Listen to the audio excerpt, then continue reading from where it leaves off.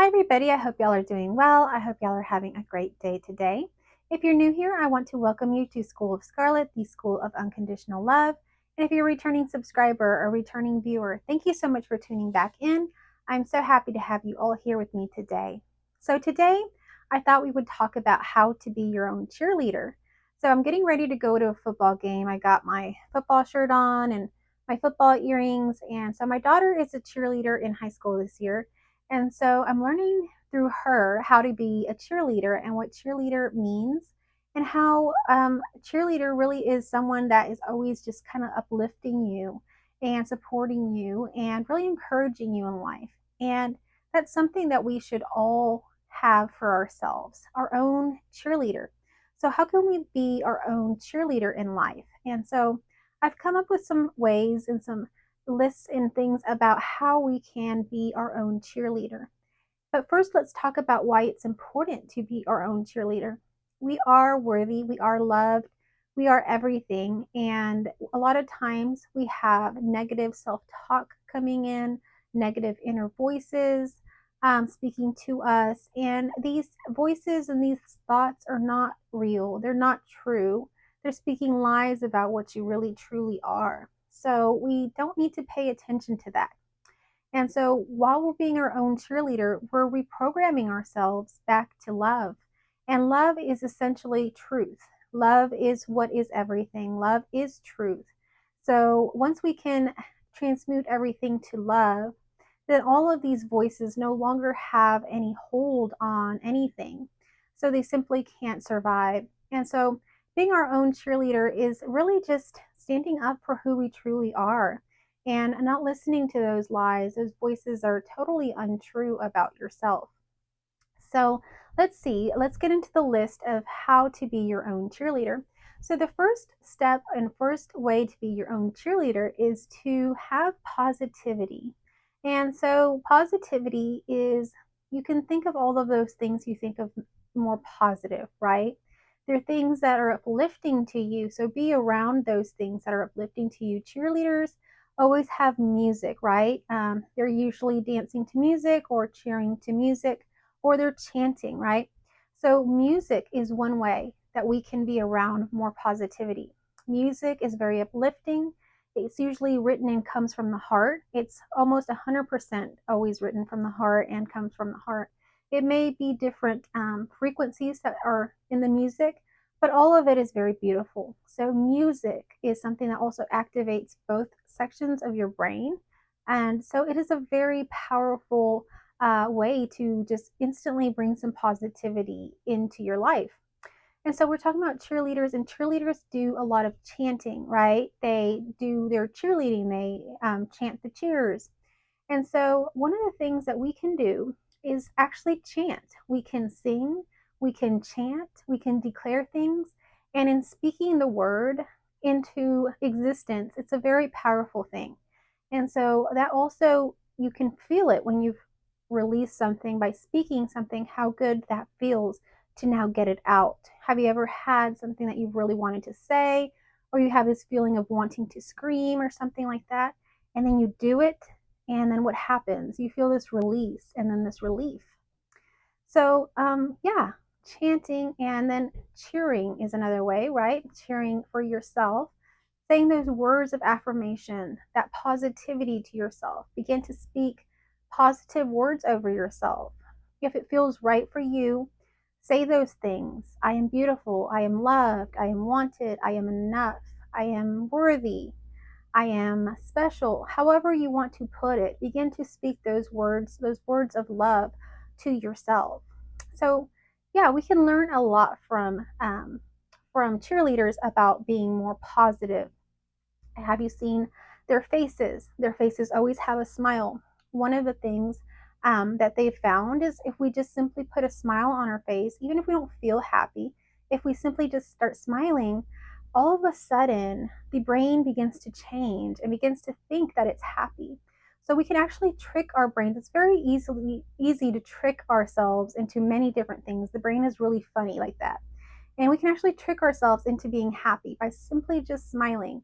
Have you noticed that cheerleaders are always smiling? It doesn't matter what happened that day at school, or whatever, when they're out there cheering the team, they are all smiling, and they're not smiling some little smiles. They're nice and bright, and they're really projecting their smiles out to everyone so everyone else can feel that. So not only do you want to have that positivity and that smile, but you want to be able to project it to others, share it with others so that others feel that, even if they don't feel very happy. Project it to them, cheer them up so that they start cheering and that they cheer you on, the team on, whatever it happens to be. So let's see, the next thing is to celebrate yourself. The next point that we can learn from a cheerleader is to celebrate yourself. So when you have an accomplishment, these things are just happening. We're accomplishing things all the time, but sometimes we don't pay attention to what it is, and we don't take the time to appreciate it or really give it that level of gratitude it really deserves. So one of the ways that we can really learn from a cheerleader how to really have this really bubbly, fun life is to begin to celebrate ourselves more. So when we do these things that maybe we're working on this project and we've really had a breakthrough with it, or we've gotten a lot done with it, or we feel just very happy about how things are going, why not celebrate that for yourself? Do something, make yourself a special meal, go out somewhere. I don't know, whatever it is that you enjoy doing, if you like to pop champagne, or, maybe you want to enjoy something very special, whatever it happens to be, take time to celebrate yourself. And when others are talking about you and your accomplishments, accept it. Allow others to celebrate you as well, because they're celebrating you because they're happy for you. So allow that and receive that because it's meant for you. Okay, so the next thing that we can do and we can learn from our cheerleaders is self-compassion. Cheerleaders are very self-compassionate. If they fall down, if they hurt themselves, they take time to take care of themselves. The other cheerleaders are also compassionate and go to help and cheer them up and whatnot. And so one of the things also about being a cheerleader, I was reading my daughter's handbook. They also have to be a model and an example for other students within the school. So if another student is being bullied, or they're having a hard time in some way, maybe they drop something, the cheerleader, if she's around, it's almost like a first responder, but in a way of cheering people up. If they're around, they're required to go help. They're required to go cheer these people up. They're required to really stand up for those that don't have so much of a voice or are being bullied or whatever happens. So that's something else to keep in mind, is really that it's another way of really not only being compassionate with ourselves but with others. If we can be compassionate to ourselves, then we can be compassionate to others. Okay, so the next thing that we could learn from cheerleaders is to focus on our strengths. So we have strengths, but we don't always focus on them. We are always focusing on what's wrong, what we aren't doing right, what we're not good at. And we tell people those things. We say, oh, we're not good at this, or we're not good at that. And, we really want to focus a little bit more on our strengths. That's something cheerleaders really do. They really build each other up by focusing on their strengths. And one of the ways that they cheer people on, like let's say they're cheering on a football player, is by pointing out their strengths. So they'll say, oh, you're a great runner, go, go, you're a great defense. And so they'll cheer them on based on their strengths and what they're doing well. So we should do that for ourselves and for others. So the next point would be to visualize success. A lot of athletes visualize themselves being successful, whether that's a race car driver, visualizing the track and them going through it and the turns. That can be a very beneficial component exercise to their wins. It's just to visualize, and many athletes do this. And so cheerleaders as well take time to imagine and visualize what it'll be like when they win the game, what it'll be like when they're out in the field, during halftime. So they take time to visualize this stuff. And so we should also take time to visualize our dreams and imagine what we want for ourselves. So the next point is to learn from our mistakes. Cheerleaders learn from their mistakes. If they make a mistake or they have a failure, um, then they learn from it. They don't really take it as really like they don't really take it as that failure word. Actually, it's just a mistake. It's just something that happened, and really they just learn from it. And that's really how we should see our mistakes, or those things that happen to us that we're not so happy with. They're just things that happen, and the only thing we can do is learn from that. They're just guidance for us in life. And so the last point is to surround yourself with people that are uplifting. And so that kind of went along with that first point of being around positivity. You want to surround yourself with people that are your cheerleaders, that are happy about what you're doing, cheering you on, supportive and loving to you, because those people will really be really beneficial on your journey. It's nice to share the journey with someone. So if you have someone to share it with, really appreciate that. And if you don't, begin to imagine that for yourself if that's something that you desire, and those things will begin to flow in. Okay, so that's basically the list. Some of the other things that I wrote was just general self care and journaling.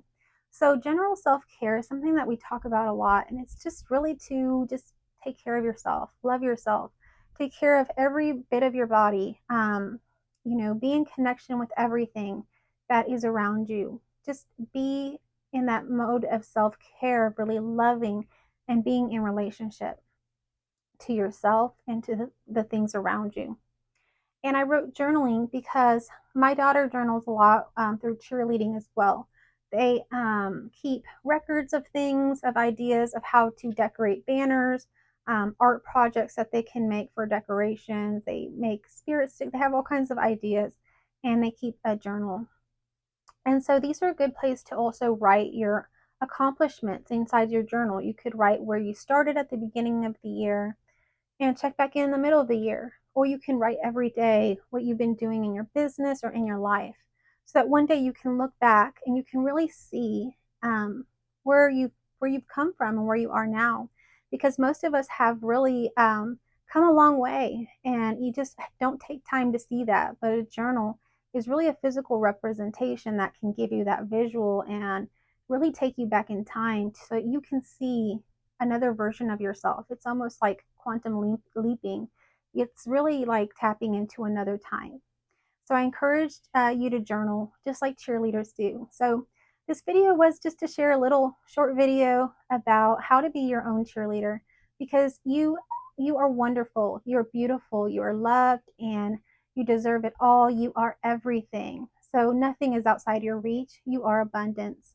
And so because of that, you are your own cheerleader. You are everything. You should be your own cheerleader, and everyone around you should reflect that. So I love you so much. I hope y'all have a good rest of y'all's day. Thank you for watching.